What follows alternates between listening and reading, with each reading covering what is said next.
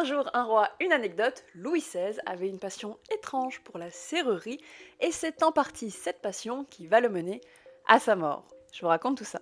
Un des grands problèmes pour les gouvernants, c'est celle de savoir comment occuper son temps en dehors des activités politiques. Les rois s'adonnent à de nombreuses passions et activités, mais toutes les activités ne sont pas perçues de la même manière. Alors effectivement, il y a une hiérarchie parmi les activités acceptables pour un homme qui gouverne un État. L'activité maîtresse, c'est bien entendu la chasse. Louis XVI aimait énormément la chasse et chassait même trop, selon certains. En plus de sa passion pour la chasse, Louis XVI se passionne pour la serrurerie. Et pour le coup, cette deuxième passion est extrêmement mal vue. À première vue, cela peut sembler étrange puisque la pratique de la serrurerie, cela permet de se rapprocher des sciences, de l'ingénierie et même de l'étude de la forge. Toutefois, ce qui semble étrange à Versailles, c'est la manière dont le roi pratique cette passion, puisqu'effectivement, il pratique la serrurerie à huis clos avec son maître, Monsieur Gamin. Et ça, c'est pas du tout bien vu, puisque depuis l'époque de Louis XIV, les courtisans sont habitués à suivre le roi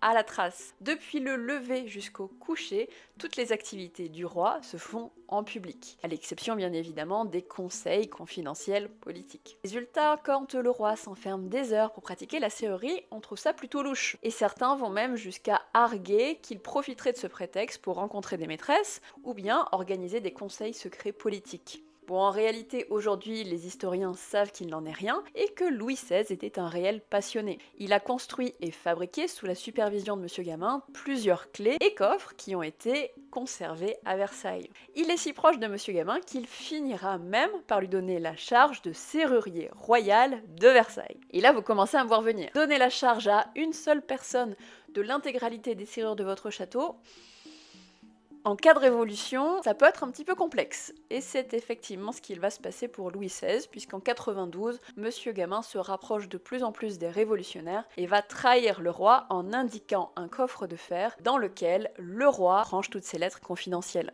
Et ce sont en grande partie ces lettres qui seront utilisées lors du procès de Louis XVI, qui le conduiront à l'échafaud. Il aurait mieux fait d'aimer le jardinage.